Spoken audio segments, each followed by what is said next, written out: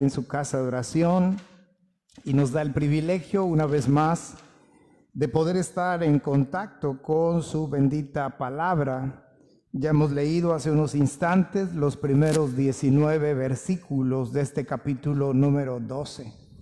Y estos últimos días estaba pensando en la manera tan vertiginosa como transcurre el tiempo.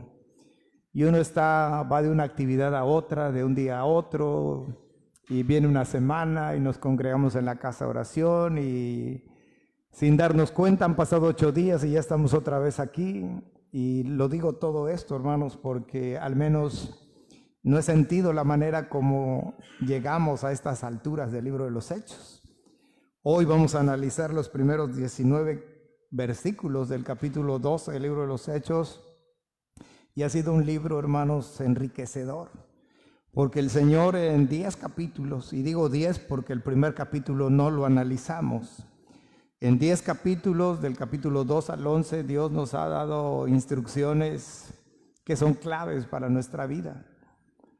Y si ustedes me preguntaran qué ha sido lo que más le ha impactado de estos 10 capítulos, de lo que enseña el libro de los Hechos, yo les diría que la soberanía de Dios.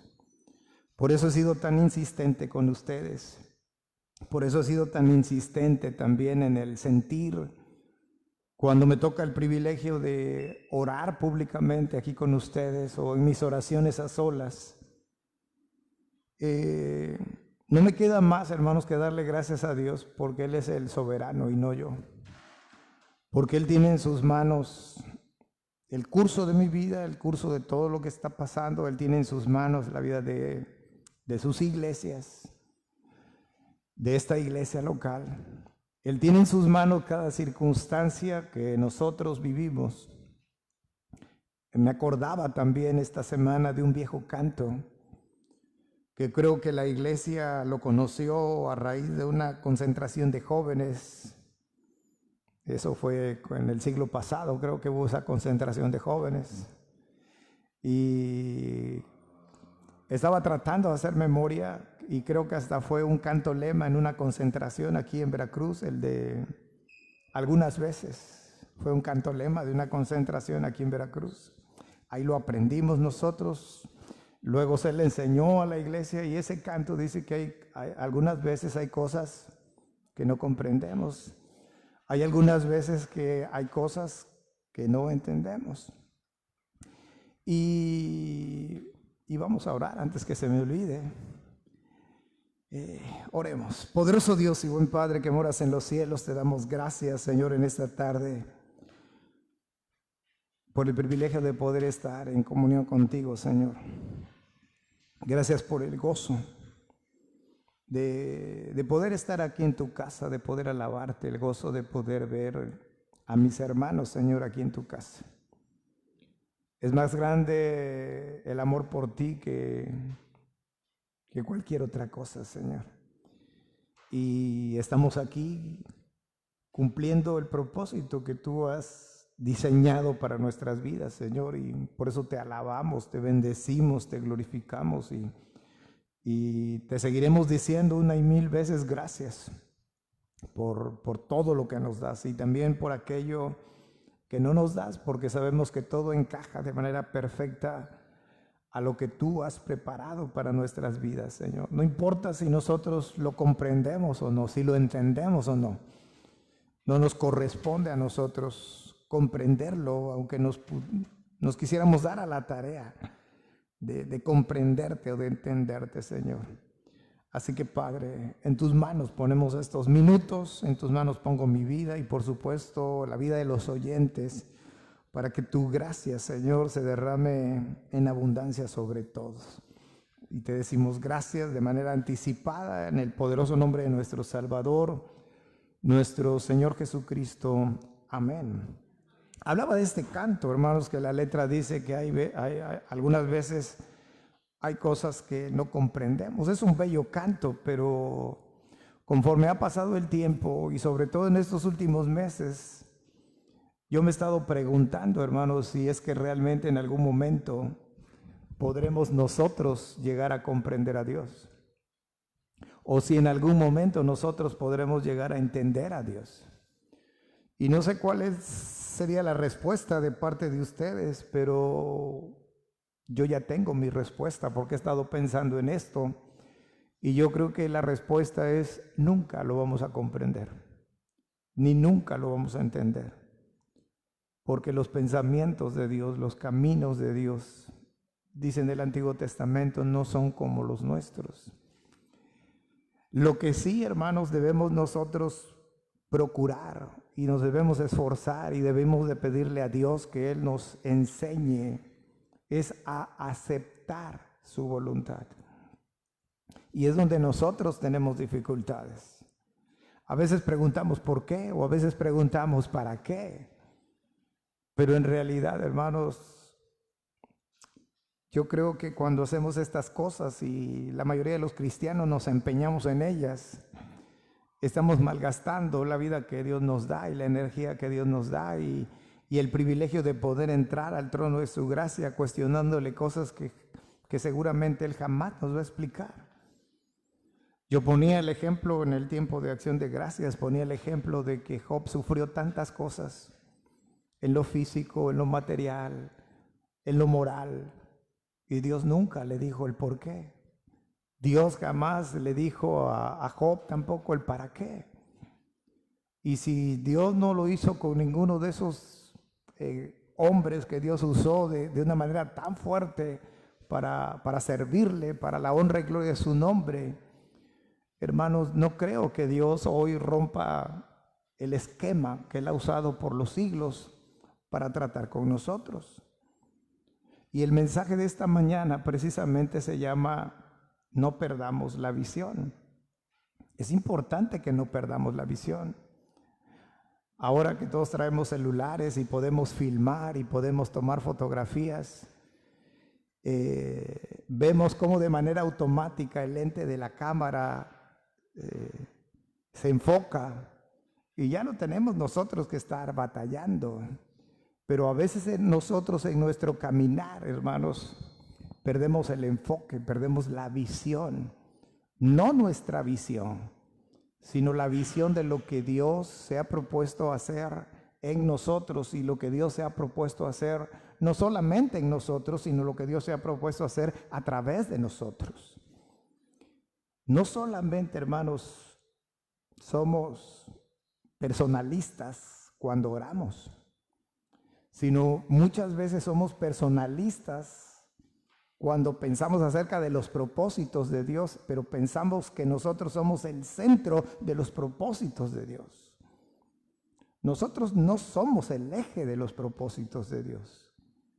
Dios es el eje de todas las cosas y somos parte de ese plan excelso que Dios tiene.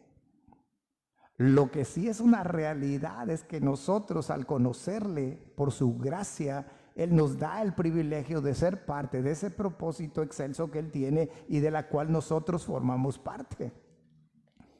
Pero tan solo pensemos, hermanos, en dos cosas quiero poner como ejemplo esta mañana antes de ir al texto.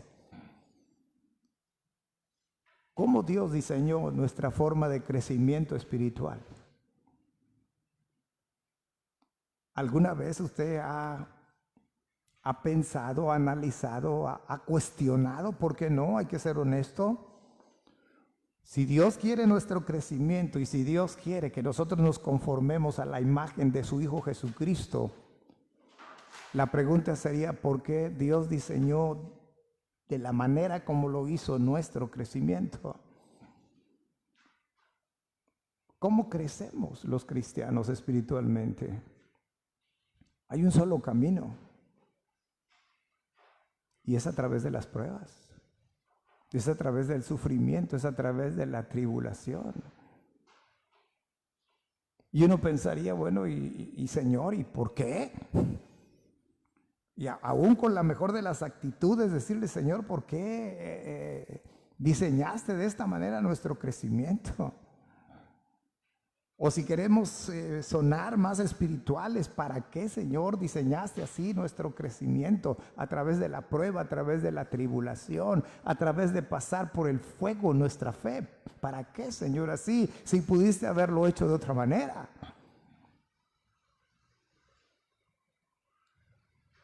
Por eso le digo que por más que nos esforcemos, no podremos jamás comprender al Señor. Por más que nos esforcemos, jamás vamos a poder entender al Señor. Lo que sí podemos hacer es esforzarnos para aceptar su voluntad. Y otro ejemplo que quiero manejar con ustedes y que quiero compartir con ustedes, y está relacionado con el crecimiento, y está relacionado que el crecimiento es a través de las pruebas.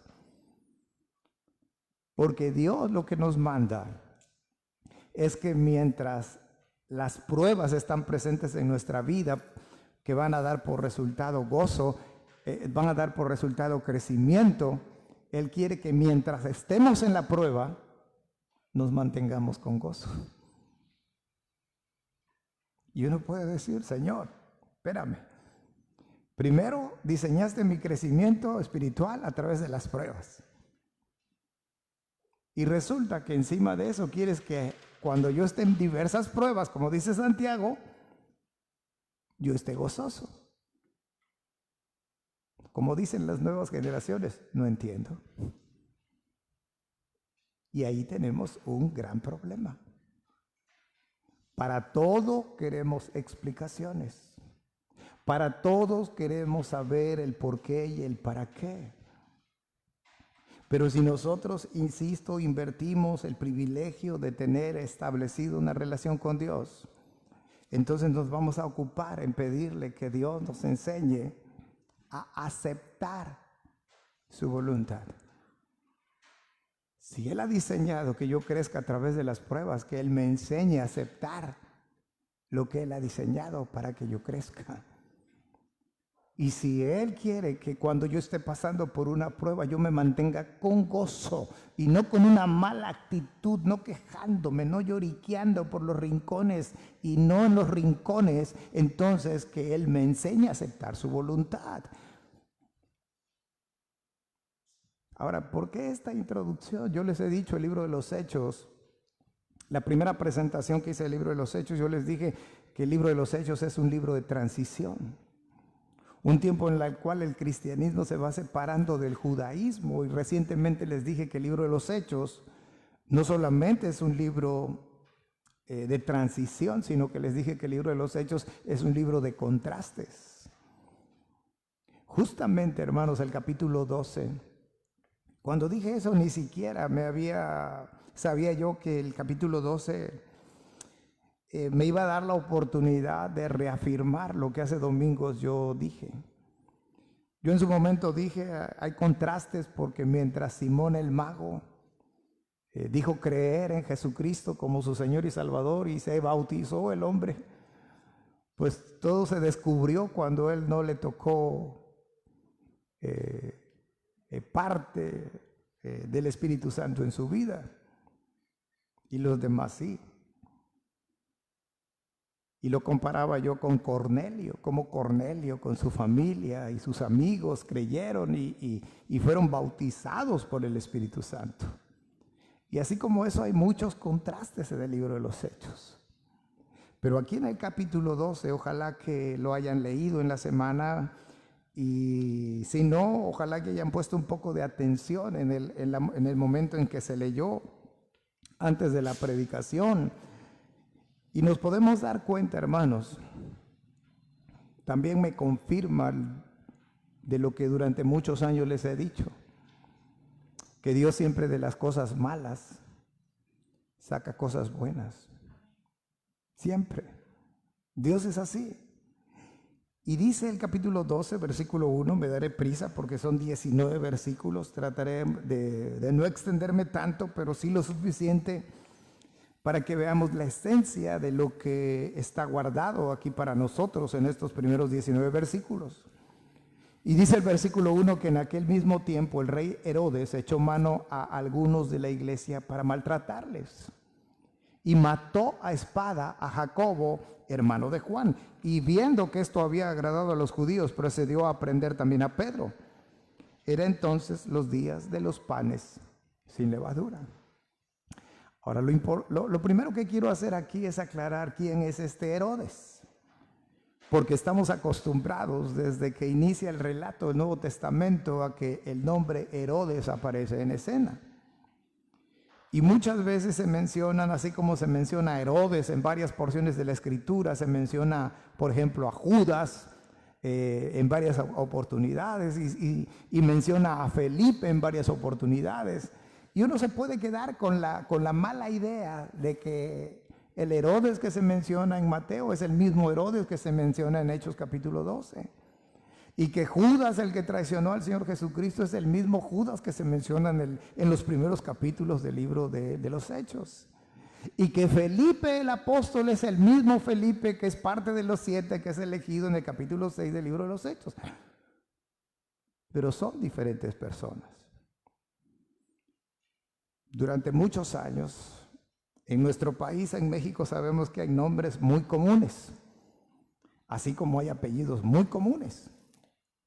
Pero conocemos a muchos Pedros, a muchos Juan, a muchos nombres que se repiten muchas veces. Lo mismo sucede aquí en la Escritura. Este Herodes no es el Herodes que mandó a matar a los niños, el relato que encontramos en Mateo capítulo 2. Aquel Herodes era Herodes el tetrarca, Herodes el grande. Y aquel Herodes tuvo 3 hijos y al morir él, todo su territorio que él dominaba fue repartido entre sus 3 hijos. Uno de esos hijos, porque todos se llamaron Herodes, nada más que uno se llamó Herodes Felipe y así sucesivamente, no quiero hacer tanto historia. Pero hay otro Herodes que aparece también en los evangelios. Es el Herodes al cual la hija le pidió la cabeza de Juan el Bautista. La niña estaba celebrando su cumpleaños y le dijo, pídeme lo que quieras. Y la siniestra madre le dijo, pide la cabeza de Juan el Bautista. Entonces ese otro Herodes es el que mata a Juan el Bautista. Y ahí vamos 2. Y este Herodes de aquí es el nieto de Herodes el tetrarca, sobrino de el Herodes que mató a Juan el Bautista. Pero qué familia, porque el viejo mandó a matar todos los niños. El hijo del Herodes el grande le cortó la cabeza a Juan el Bautista. Y este Herodes dice que echó mano a algunos de la iglesia para maltratarles y mató a espada a Jacobo. Ahora aquí hay otro dato importante también. Siempre se dice que Esteban, allá en el capítulo 7 del libro de los Hechos, Esteban es el primer mártir de la iglesia registrado en la Escritura. Pues aquí en el capítulo 12 encontramos el primer registro del primer apóstol muerto, Jacobo. Y nos da un dato, hermano de Juan.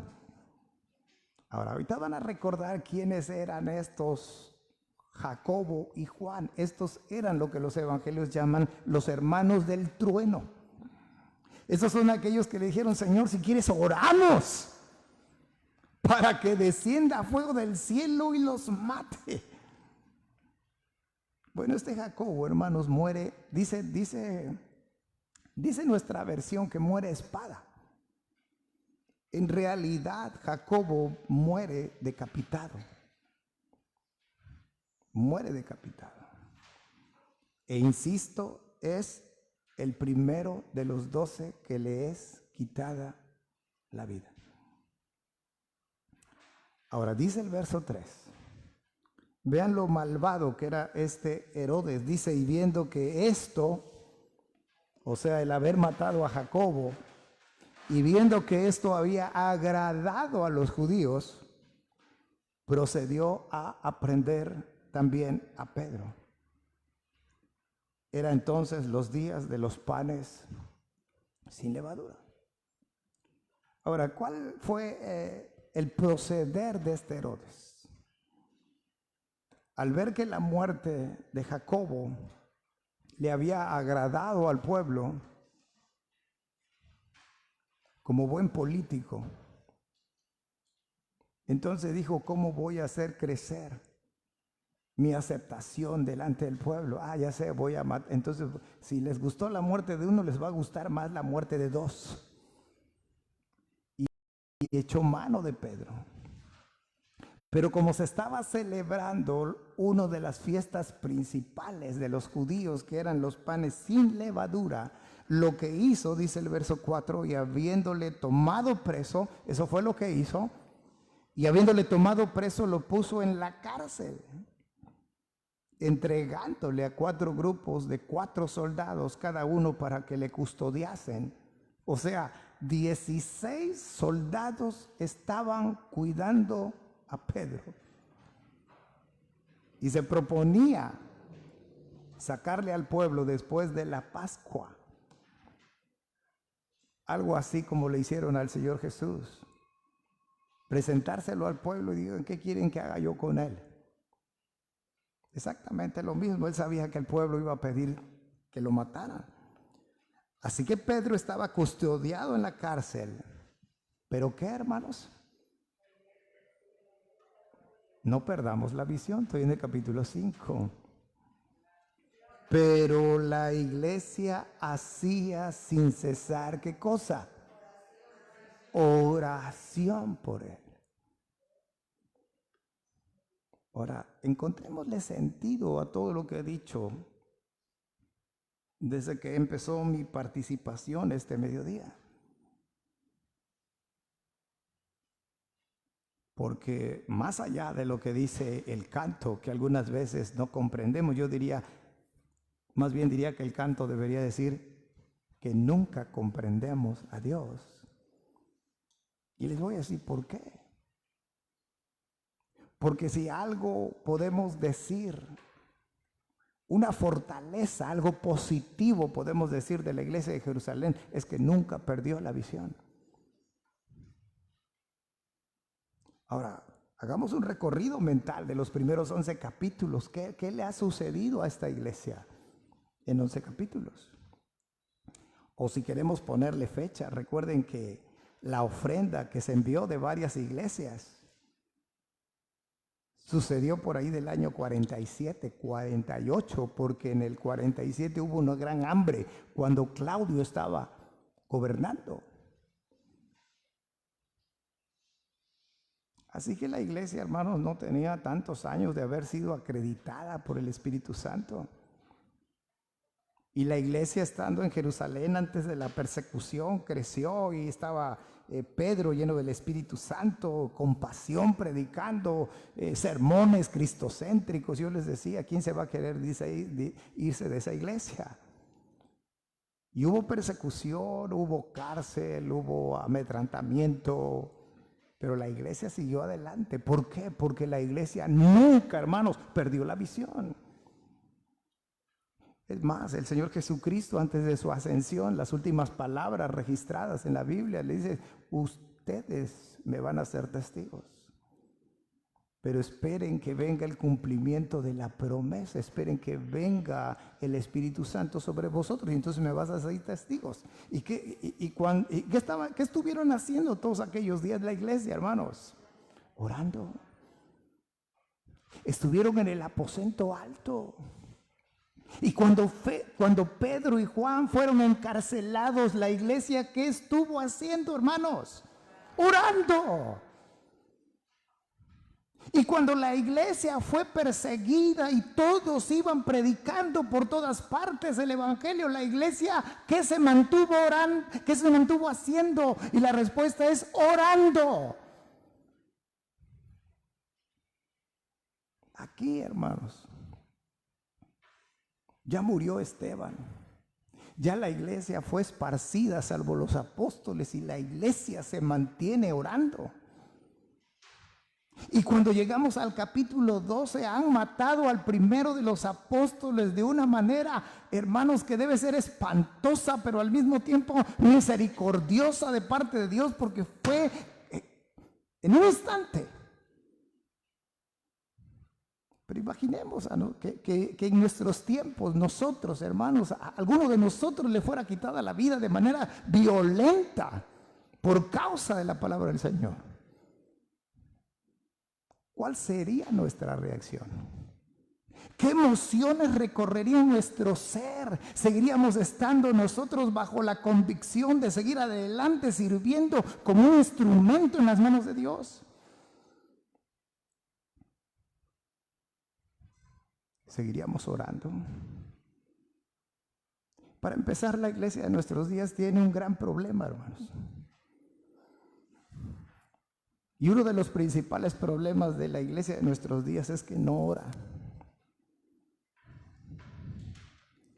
Usted invite a la iglesia a una pachanga, invite a la iglesia a comer y todos vienen. Pero los invítelos a un tiempo de oración. Y vendrán 3 o 4.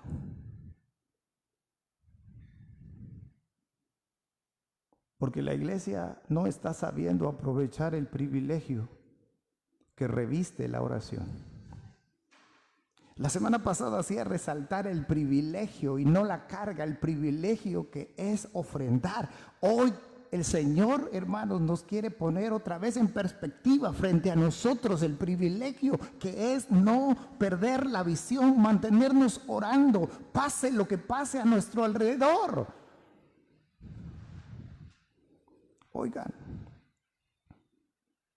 una iglesia que es del Señor, una iglesia que se supone que no debería sufrir, una iglesia que se supone que no tendría que ser amedrentada, que no tendría que ser perseguida, que no tendría que ser encarcelada, que no tendría que ser desplazada, que tendría que no sufrir pérdidas bajas a manos del enemigo, lo está sufriendo.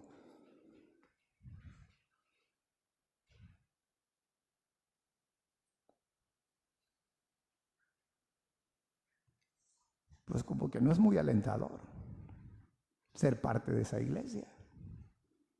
Así tampoco es alentador decir, bueno, mejor no quiero crecer. Mejor me quedo enano espiritual, porque si Dios quiere que crezca, pero quiere que crezca a través de las pruebas, mejor no crezco. Porque las pruebas significan sufrimiento, porque pruebas significa ir contrario a mi voluntad. Y perdemos el enfoque. Y perdemos la visión. Por eso decía, muchas veces nos frustramos porque las cosas no salen como uno quiere. Pero se nos olvida que la soberanía no recae en nosotros, sino que la soberanía descansa en Dios. Ahora, ¿cuántas veces no oramos, hermanos? ¿Cuántas veces, por ejemplo, no oramos por un enfermo? Y decimos, Señor, sánale. Señor, dale fuerzas. Señor, los tratamientos médicos, las cirugías son costosas, provéele, Señor. O simplemente decimos, Señor, sánale. Te rogamos que en medio de tu infinita misericordia le sales. ¿Y cuántas veces el enfermo por el cual estamos orando muere? Esta semana oramos por un enfermo. Y esa enfermita murió. Murió en el Señor, pero murió. Y la semana pasada oramos por otro enfermo y también murió.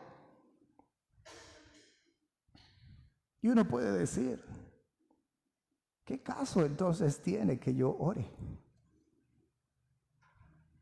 ¿Ustedes creen que la iglesia no oró por Jacobo? ¿Lo creen o no lo creen, hermanos? Seguramente que aquella iglesia apasionada y enamorada y comprometida por el Señor oró de manera ferviente por Jacobo, y finalmente Herodes se salió con la suya y decapitó a Jacobo.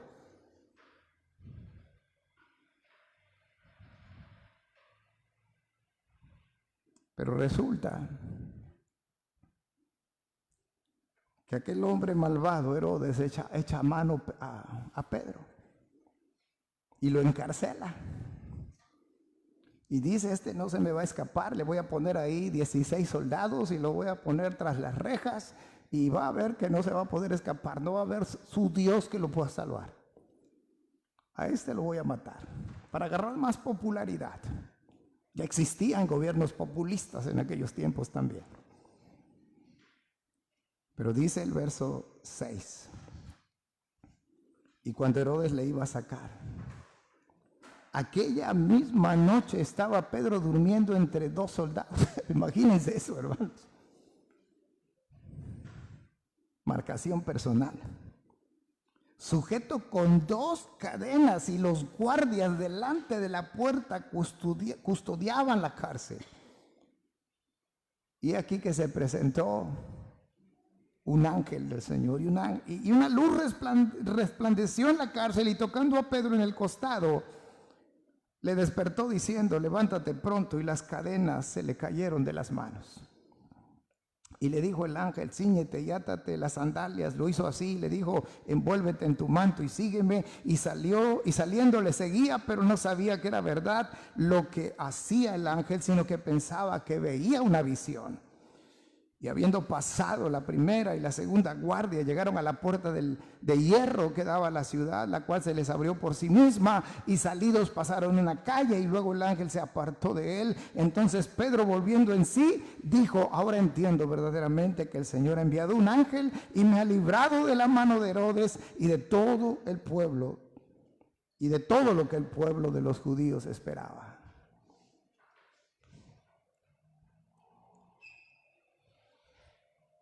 ¿Será posible que comprendamos las formas que Dios tiene de obrar con sus hijos?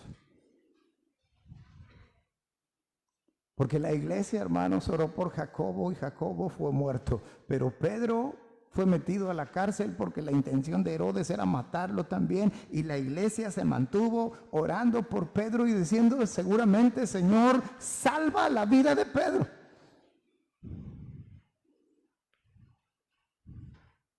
Hubo también otro tiempo en la cual un gobernante montó una guardia, pero montó la guardia en una tumba, en la tumba del Señor Jesucristo, por si acaso sus seguidores se osaran en robar el cuerpo y dijeran que Jesús había resucitado. ¿Y de qué manera Dios obró, hermanos? Dios agarró a sus discípulos y les dio una fuerza, a los 11, una fuerza como la de Sansón, y se presentó ahí donde estaba aquella guardia velando la tumba, guardando la tumba del Señor, y de un trancazo botaron a todos y abrieron la roca y sacaron el... ¿Así sucedió, hermanos? No. Es que así quisiéramos nosotros que sucedieran las cosas. Pero en aquella oportunidad el Señor mandó un temblor, un terremoto sacudió la tierra. Y quizás aquí, si nos hubiera tocado orar, yo hubiera orado, es decirle, Señor, abre las puertas de la cárcel, envía otro terremoto, Señor, desmaya a los guardias, rompe las cadenas, abre las rejas y que Pedro salga, Señor, para tu honra y gloria, Padre.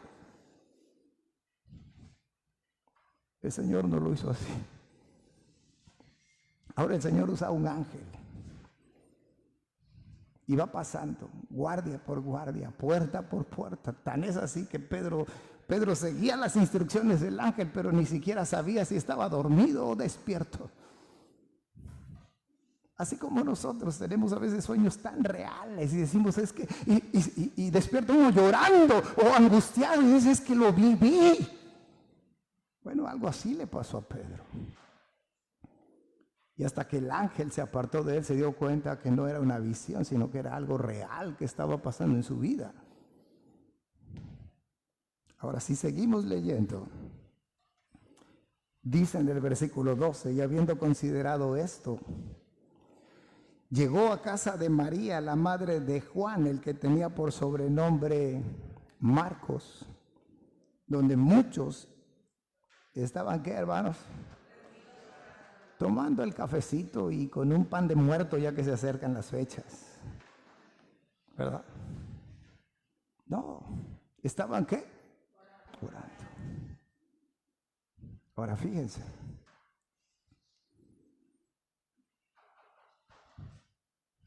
La iglesia oró por Jacobo. Y Jacobo murió. Y la iglesia, a pesar de eso, no perdió la visión y oró por Pedro. Y Dios liberó a Pedro. ¿Estamos de acuerdo? Es como cuando nosotros oramos. Y vuelvo al mismo ejemplo. ¿Esta iglesia no es testigo de los grandes milagros que Dios ha hecho, hermanos? Esta iglesia es privilegiada.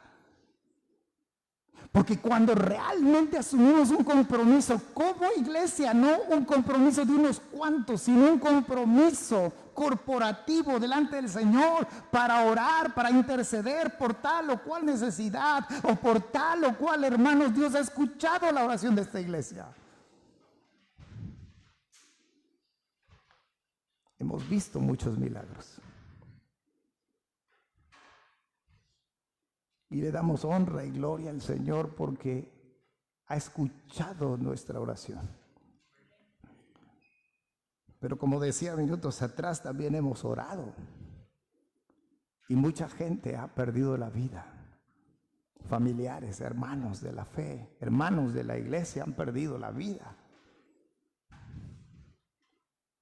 Nosotros, en nuestras necesidades personales y familiares, hermanos, no ha habido circunstancias que nos han llevado años presentándolas en oración delante del Señor. A veces nos toma toda una vida,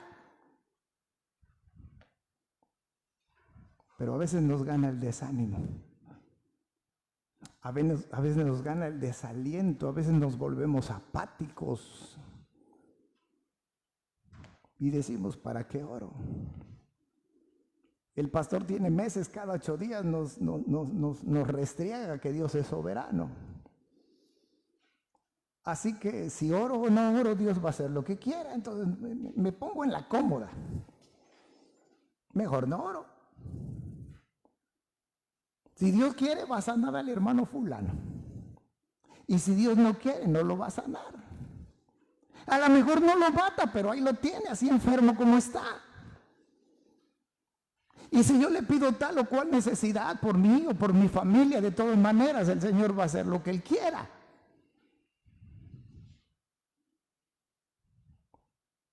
Porque yo vuelvo a insistir. La iglesia de nuestros días, el mayor problema que tiene es que no ora. Es una iglesia que no depende del Señor. Por eso el día de hoy hay una iglesia débil, hermanos. Y estoy hablando de una iglesia débil espiritualmente. Y si nosotros leemos la última carta que el Señor Jesucristo manda a la iglesia de la Odisea, se está cumpliendo fielmente lo que el Señor profetizó sobre la iglesia de nuestros días. Una iglesia débil, una iglesia flaca, una iglesia que ha sacado a Cristo de su vida. Mucha religiosidad, mucho ritualismo, mucha predicación, pero poca oración. Ahora, viene a la puerta esta hermana. Trataré de ser misericordioso con la hermana María. No María, la que está aquí sentada. Con la otra María, la que dice el versículo 12. Dice, y habiendo considerado esto, llegó a casa de María, la madre de Juan, el que tenía por sobrenombre Marcos, donde muchos estaban reunidos orando. Y cuando dice el verso 13, cuando llamó Pedro a la puerta del patio, salió a escuchar una muchacha llamada Rode, la cual, Cuando reconoció la voz de Pedro, de gozo, no abrió la puerta, sino que corriendo adentro, dio la nueva de que Pedro estaba a la puerta. Ahora, leí varias veces estos versículos en la semana y cada vez que lo leía me daba risa la actitud de la hermana Rode. Porque ella estaba en la casa de María, donde toda la iglesia estaba orando. Y muchas veces estamos orando. Y oraron por Jacobo. Y a Jacobo Dios permitió que se le quitara la vida. Y oraron por Pedro, porque Pedro estaba preso, pero Pedro iba directo también a perder la vida. Y resulta que a Jacobo lo matan y a Pedro un ángel va y lo rescata de la cárcel. Y cuando por fin Dios da la respuesta y este Pedro liberado toca las puertas de la casa de María, la hermana Rode sale y no puede dar crédito a lo que está pasando.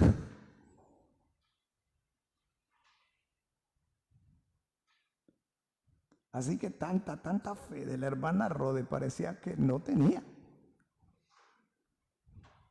Porque cuántas veces no estamos orando, hermanos, pero realmente hace falta que la fe esté presente en nuestras oraciones, sabiendo que para Dios en su soberanía no hay nada que sea imposible.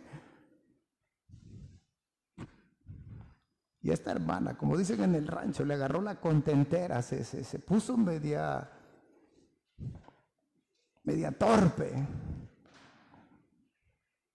Y dice que de gozo no abrió la puerta.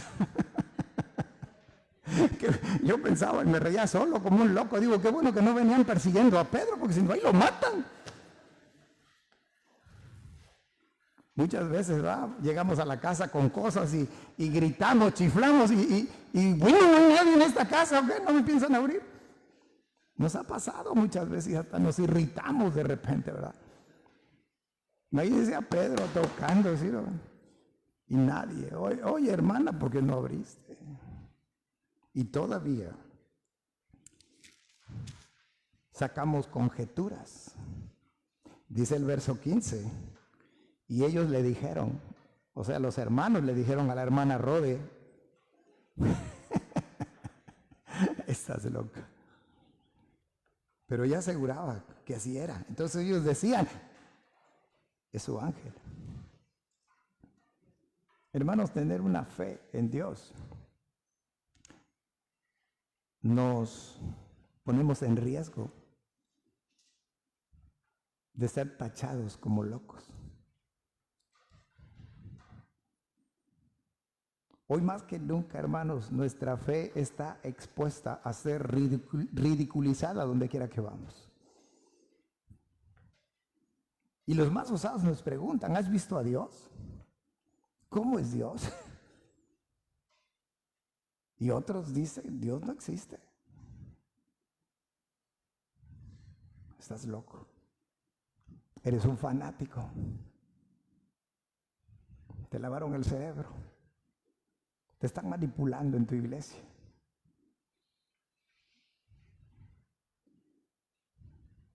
Dice el verso 16. Mas Pedro persistía en llamar y cuando abrieron y le vieron, se quedaron como, hermanos, atónitos.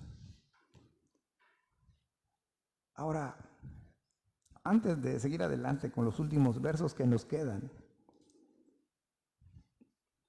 detengámonos un poco y pongámonos en los zapatos de Andrés, perdón, de Juan. Pongámonos en los zapatos de Juan, no Juan Marcos, Juan el hermano de Jacobo.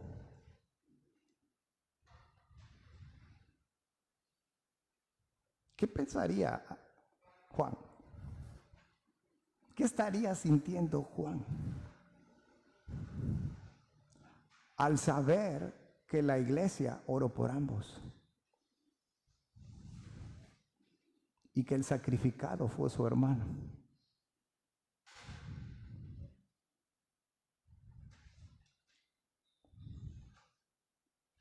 Porque si tenemos que ser honestos, ya saben que nos gusta hacer juicios.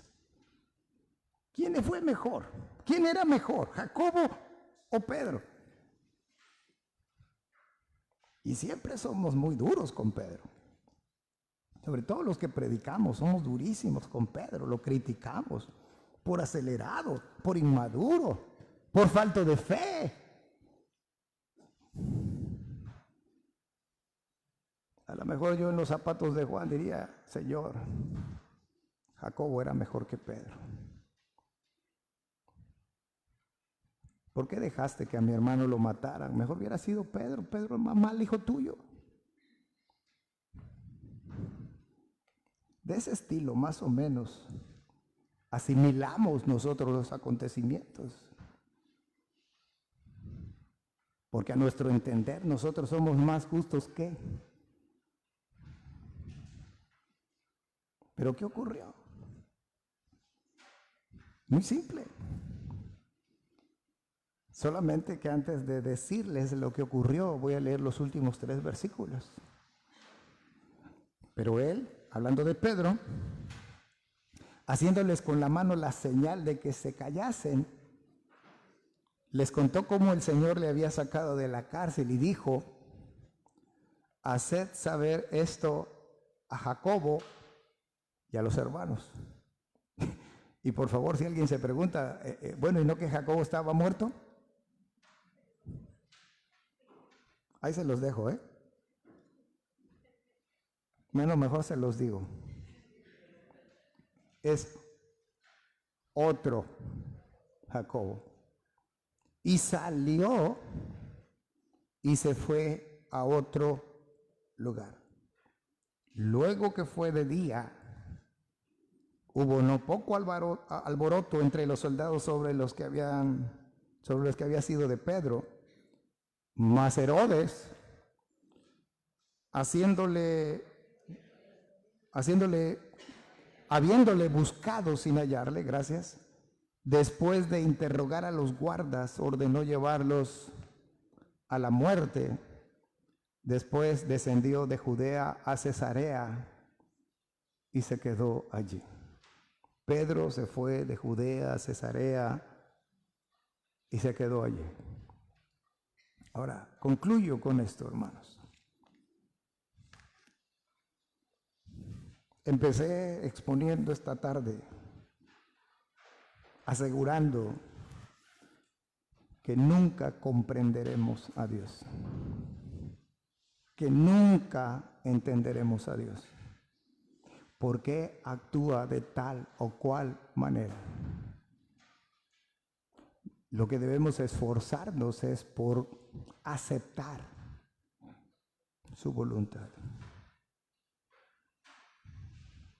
El Señor Jesucristo oró. ¿Se acuerdan que Él oró antes de su muerte?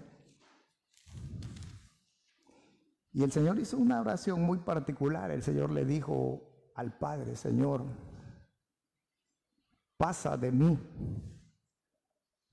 esta copa. Pero resulta que esa copa no pasó. Pero Él dijo algo más en su oración. Hágase ¿qué?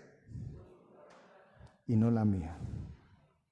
Entonces, ¿qué hizo el Señor Jesucristo? ¿Qué nos enseña con esa oración? Que Él aceptó la voluntad de su Padre. Ahora, la iglesia oró. Pongan atención porque no lo voy a volver a repetir. La iglesia oró y oró por ambos. Oró por Jacobo y oró por Pedro. ¿Estamos de acuerdo? Oró por Jacobo y Dios permitió que a Jacobo se le quitara la vida. Yo dije, ¿cómo se sentiría Juan, su hermano? Hermano en la sangre. Y Pedro fue encarcelado, pero antes de ser muerto el Señor lo libera de una manera especial y Pedro va a la casa de María y ya sabemos lo que hizo la hermana Rode y decían cosas raras los hermanos que era su ángel y al final se quedaron atónitos viendo que efectivamente era Pedro en carne y hueso y estaba vivo. Es importante que no perdamos la visión y que siempre oremos a pesar de las circunstancias, a pesar de que pasen los años y no tengamos la respuesta. ¿Saben por qué? Porque al final Pedro corrió con la misma suerte. La Biblia no registra su muerte. Pero Pedro, años después, también fue sacrificado por causa del Evangelio.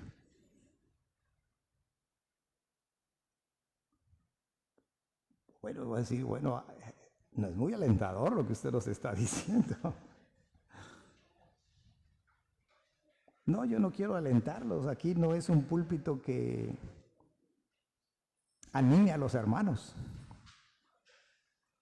Este no es un púlpito que les dé para arriba a los hermanos. Es un púlpito donde se predica la palabra del Señor y se trata de predicar fielmente.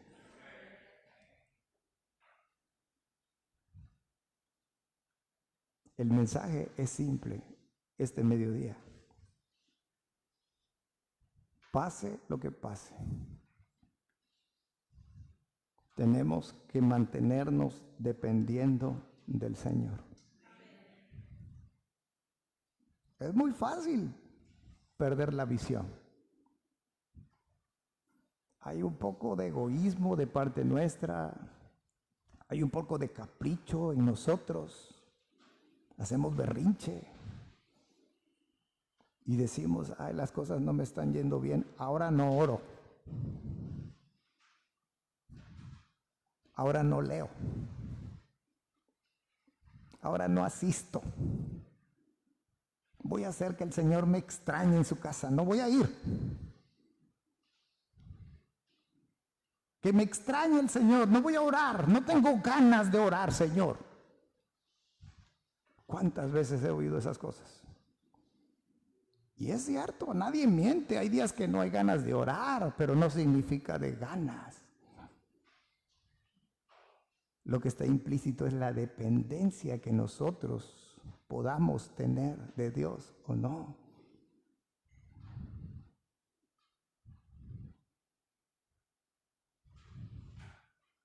Hay ocasiones que quisiéramos hacer como por ahí algunos han hecho.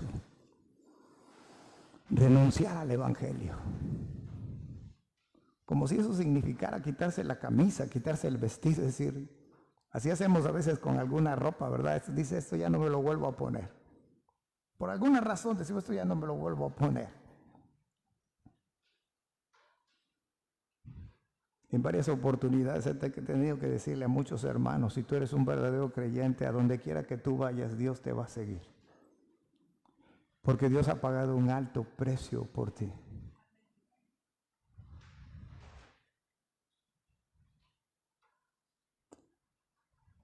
Muchas cosas que pensar, que evaluar.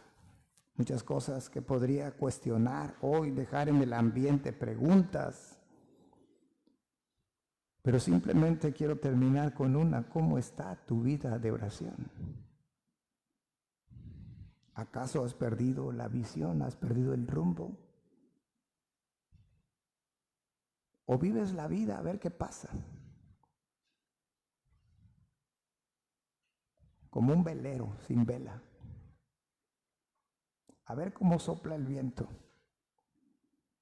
A ver cómo me encuentro de ánimo. Hermanos, a veces pasa el tiempo y seguimos sin madurar. Con tristeza a veces veo que pasa el tiempo y no se han atesorado todas las cosas que por años Dios nos ha enseñado. no damos el siguiente paso. Y la pregunta es, ¿por qué? ¿Qué no está funcionando?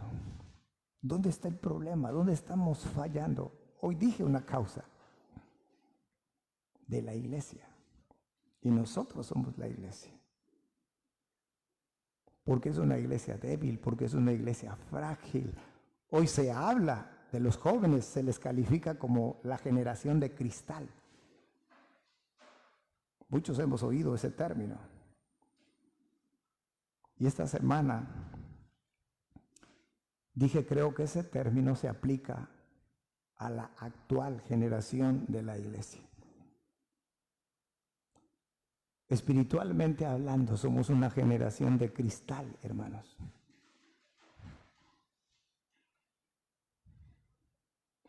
Todo nos afecta. Todo nos puede llegar a fracturar o romper. Un cristal, cuando son altos los decibeles, sin que se toque, se puede llegar a romper. Un cristal, cuando se cae, se puede llegar a romper. Porque su esencia es fragilidad. Nosotros sin Dios somos frágiles. Y a pesar de ser creyentes, si no oramos, a pesar de que el Espíritu Santo mora en nuestra vida, somos frágiles. Y cualquier prueba, y digo cualquier prueba porque puede ser grande, puede ser pequeña, puede ser fuerte, como quieran, pero cualquier prueba nos quiebra, cualquier caída nos quiebra. El ser creyente no significa que no vamos a caer.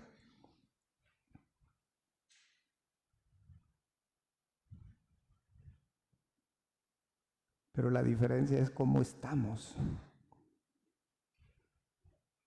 ¿Qué tan dependientes somos de Dios? Y el día, hermanos, que dejemos de ver este mundo y pongamos más nuestros ojos en Dios, nuestra fortaleza espiritual va a ser más resistente, menos frágil. Pongámonos en pie y que Dios siga siendo con la vida de su iglesia. En lo que a mí respecta, no tengo más que darle gracias a Dios una vez más por las cosas que Él nos está enseñando a nosotros como iglesia, hermanos. No creo en las casualidades y ojalá usted tampoco. Y yo sé que Dios es el que nos ha traído al libro de los Hechos para que veamos el secreto del éxito de la iglesia en aquellos primeros años. Dios, hermanos, a pesar de quizás de nuestra inconstancia, de nuestra infidelidad, de nuestra falta de oración, Dios nos sigue amando. Por eso Dios nos alimenta de la manera como nos está alimentando en estos últimos meses. Ojalá que usted también pueda sentir lo mismo que yo y decirle al Señor, gracias. Gracias porque hoy me has recordado que mi tarea no es comprenderte ni entenderte, sino aceptar tu voluntad. Mi tarea es permanecer permanentemente dependiente de ti y yo tengo un privilegio que es accesar al trono de tu gracia a través de la oración. Oremos. Poderoso Padre que moras en los cielos, en esta tarde, nuestro buen Señor, te damos gracias. En especial yo te doy gracias, Señor.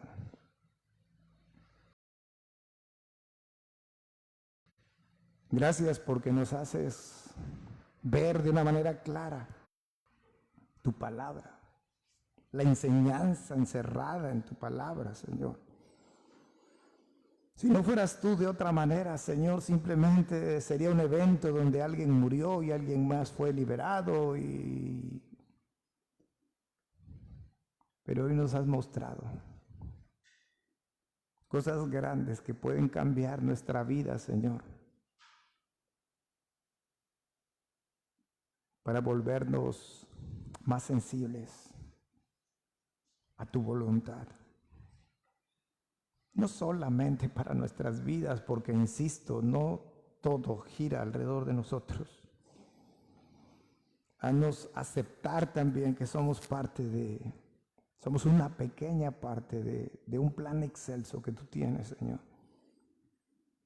Y que tu Espíritu Santo nos invite todos los días para venir y estar en comunión contigo a través de la oración. Y pasar tiempos deliciosos en comunión contigo, Señor. Gracias por tu iglesia. Gracias por esta parte de la iglesia que ha decidido, Señor, hacerse presente en tu casa de oración. Los conoces por nombre. Y te ruego que una doble porción de tu bendición sea sobre ellos y sobre la vida de sus familias, Señor. Y gracias. Gracias por tu palabra, porque nos alimenta y nos alienta, Señor, a hacer las cosas conforme a ti te agradan, Padre. Te ponemos en tus manos esta semana que hoy comienza y ojalá nuestras vidas de alguna manera puedan serte agradables, Señor.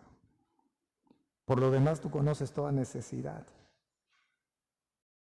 Seguimos orando por esas necesidades, sí. Solamente esperamos tu respuesta a cada una de esas peticiones. Y despídenos en paz. Y que tu Santo Espíritu siga obrando en nosotros. Y que la siguiente ocasión que nos volvamos a encontrar, vengamos, Señor, con una mejoría espiritualmente hablando. Gracias por cuidar de tu iglesia, Señor.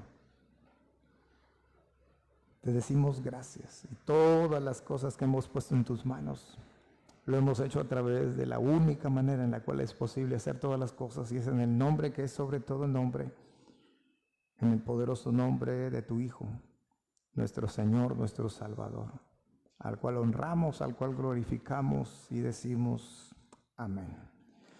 Hemos concluido, hermanos, que el Señor nos siga bendiciendo. No dejemos de orar unos por otros. Nos vemos en la siguiente oportunidad.